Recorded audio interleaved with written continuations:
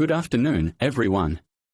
Today, I would like to discuss a topic that is important to many students and graduates, the Student Loan Interest Deduction.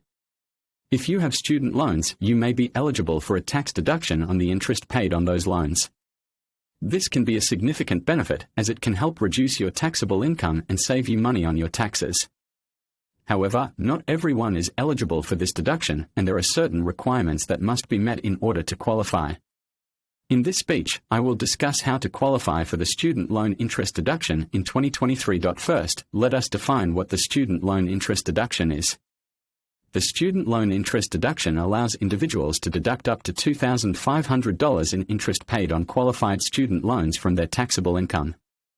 This deduction is available to both those who itemize their deductions and those who take the standard deduction. However, there are certain requirements that must be met in order to qualify for this deduction. The first requirement is that the loan must be a qualified student loan. A qualified student loan is a loan that was taken out solely to pay for qualified higher education expenses, such as tuition, fees, room and board, and books. The loan must have been taken out for the taxpayer, their spouse, or their dependent. It is important to note that loans from family members or friends, as well as credit card debt, do not qualify for the deduction. The second requirement is that the taxpayer must be legally obligated to pay the interest on the loan. This means that the taxpayer must be the borrower or co-borrower on the loan, and they must be the one making the payments. If the loan is in the name of a parent or grandparent, for example, the student cannot claim the deduction. The third requirement is that the taxpayer's modified adjusted gross income, MAGI, must be below a certain threshold. In 2023, the MAGI limit for the student loan interest deduction is $85,000 for single filers and $170,000 for married filing jointly.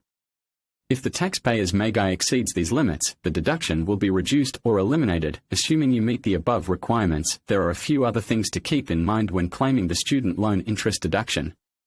First, the deduction can only be claimed for the interest paid during the tax year.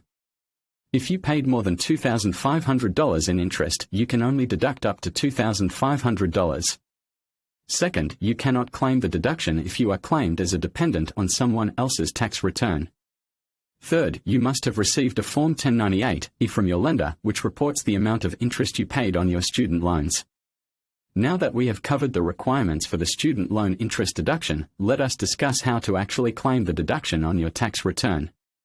If you are using tax preparation software, it will likely walk you through the process of claiming the deduction. If you are filling out your tax return manually, you will need to complete Form 8917, which is the form used to claim the deduction. To complete Form 8917, you will need to provide some basic information about yourself and your student loans, such as the amount of interest you paid and the name and address of your lender. You will also need to calculate the amount of your deduction based on the amount of interest you paid, up to the $2,500 limit. If you have multiple student loans with different interest rates, you will need to calculate the amount of interest paid on each loan separately. You can then add up the total amount of interest paid and deduct up to $2,500, as long as you meet the other requirements for the deduction. Thank you.